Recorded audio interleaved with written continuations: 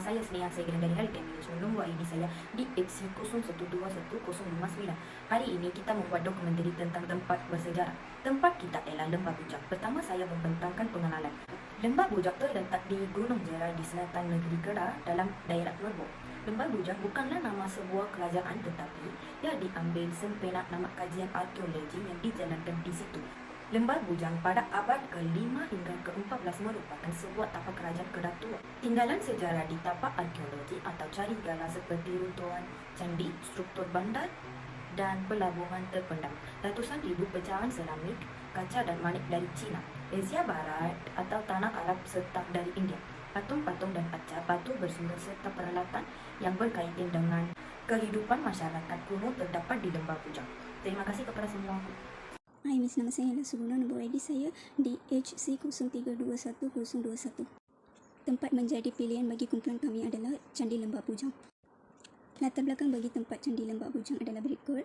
Lembah Bujang merupakan salah satu tempat bersejarah yang terkenal di Malaysia kerana mempunyai pelbagai khazanah tinggalan zaman. Kawasan Lembah Bujang pernah dikaitkan dengan kerajaan Kedah tua. Seterusnya, nama Lembah Bujang adalah merujuk kepada perkataan Sanskrit iaitu nama panggal Bujang atau Bujangga, yang bermaksud ular dan naga yang melambangkan kemakmuran sesuatu tempat. Kedudukan Lembah Bujang adalah merangkumi kawasan seluas 144 batu persegi. Sebaliknya, Pulau Secari Gali telah mendedahkan sisa jeti tapak pelaburan besi dan batu batahan yang bertarikh 110 m. Ini menjadi binaan manusia tertua yang pernah direkodkan di Asia Tenggara. Selain itu, binaan candi menunjukkan sejak awal abad Masihi hingga 20 Masihi. Lembah Bujang mempunyai perhubungan yang sangat intim dengan aktiviti perdagangan maritim di antara beberapa negara di Asia, China, Asia Barat dan India. Tambahan pula, Candi Lembah Bujang terdiri daripada pertempatan beberapa buah candi dalam satu kawasan seluas 244 km persegi. Dalam kompleks ini ada banyak candi seperti berikutnya. Candi Bukit Batu Pahat dikenali sebagai tapak lapan dan inilah candi yang sering dijadikan landmark kepada Lembah Bujang. Candi Pendiat. Candi ini juga dikenali sebagai tapak 16 yang ditemui di Kampung Pendiat dan kemudian dibina semula di atas Bukit Batu Pahat. Candi Panggalan Bujang. Candi ini dengan label tapak 21 kedudukannya bersebelahan dengan Candi Bukit Batu Pahat. Candi Bendang Dalam. Candi ini pun sama iaitu ditemui dalam 3 buah bangunan utama dan dibina semula. Candi ini lebih kecil berbanding candi-candi yang lain. Selain itu, artefak lama iaitu penemuan perahu sahut. Ini membuktikan bahawa kenderaan ini telah digunakan sebagai pengangkutan utama masyarakat tempatan untuk membawa barang dagangan sejak kurun ketiga Masihi. Selain daripada itu, candi yang berunsurkan Khmer Hindu terbagi kepada 2 bahagian utama iaitu Vimana, bahagian suci tempat arca keagamaan diletakkan, dan Mandapa, bahagian luar candi. Salam sejahtera kepada Miss Iman. Saya Tasha dari Suresh. Nombor ID saya DHC02211028. Saya ingin memberi pembentangan tentang sejarah yang berkaitan dengan Candi Lembah Bujang terletak di Kedah. Lembah Bujang merupakan salah satu tempat bersejarah yang terkenal di Malaysia kerana mempunyai pelbagai khazanah tinggalan zaman.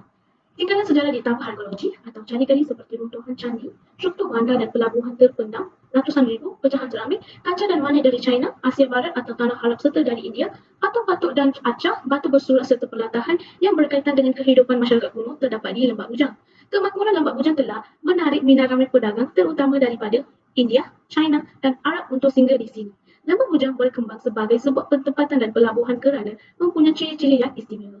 Antara ciri adalah kemudahan pengangkutan, contohnya sungai dan jalan darat yang baik, terlindung daripada bencana semula jadi dan serangan gunung angin, serta bekalan makanan yang mudah didapati. Keadaan muka bumi, Lembah Bujang sangat sesuai sebagai sebuah pertempatan kerana mempunyai pantai dan tebing di sepanjang sungai. Di sekitar Lembah Bujang sehingga hari ini, sejumlah 41 buah tapak arkeologi atau tapak tanah bersejarah telah dikenal pasti.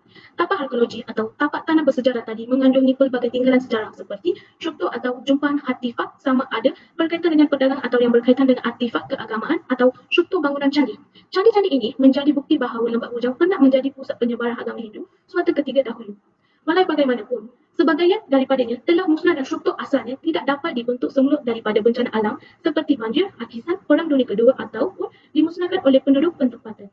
Namun begitu, candi-candi ini tetap menjadi tarikan utama pelancong dari dalam dan luar negara untuk mengunjungi Lembah Bujang. Selamat sejahtera kepada Miss. Saya Sweta Jane Suresh dari kos Healthcare Management. Nombor ID saya ialah DHC03211022. Hari ini saya membentangkan tajuk keistimewaan Candi Lembah Bujang. Sejarah membentuk identiti sesuatu bangsa.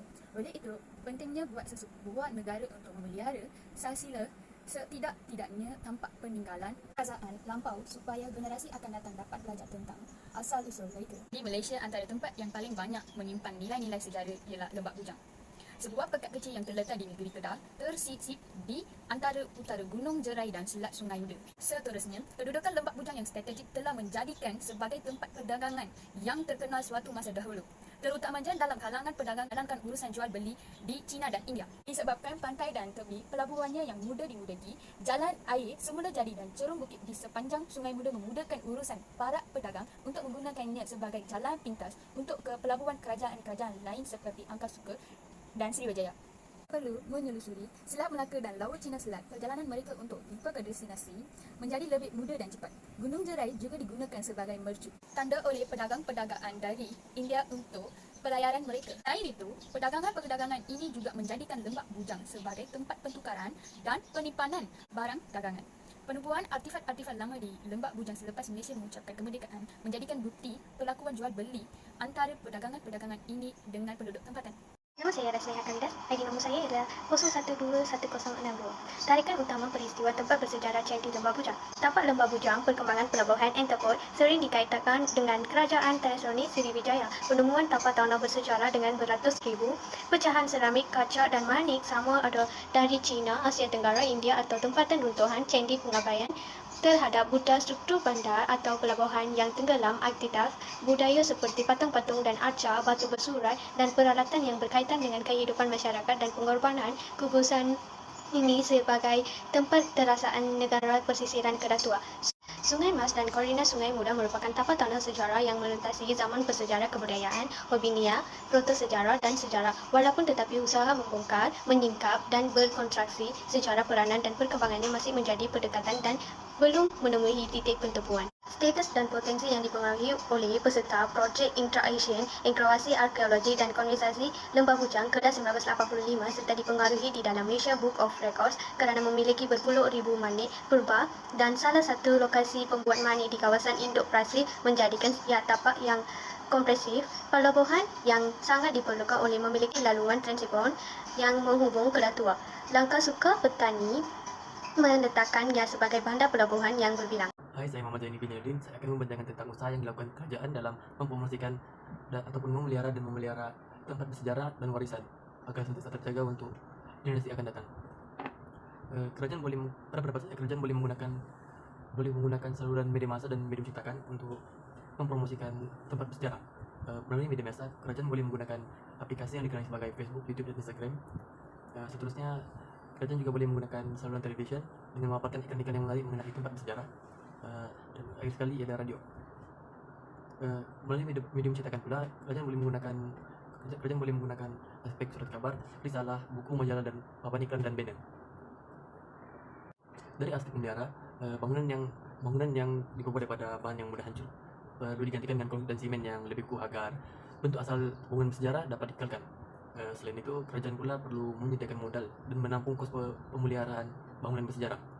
Dan akhir sekali pula, segala aktiviti dan kegiatan memelihara perlu dijalankan oleh pihak tertentu yang dikenal sebagai Jabatan Arkitek Malaysia dan Jabatan Kerja Raya. Dari aspek memelihara pula, kerajaan perlu mewartakan bangunan bersejarah tersebut agar bangunan bersejarah tersebut tidak diambil alih oleh pihak yang tidak bertanggungjawab. Seterusnya, kerajaan perlu mewujudkan peraturan yang tertentu kepada pelancong yang berkunjung ke tempat bersejarah. Sebagai contoh, kerajaan perlu membuat peraturan agar mereka tidak dibenarkan menyentuh ataupun memegang mana-mana bagian ataupun sudut tempat bersejarah.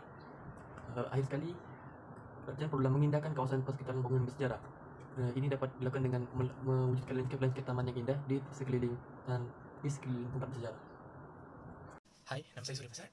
Nombor ID saya ialah DEM 022179. Okey, kesimpulannya, prospek pelancongan yang berpotensi besar, menarik pelawat dari luar.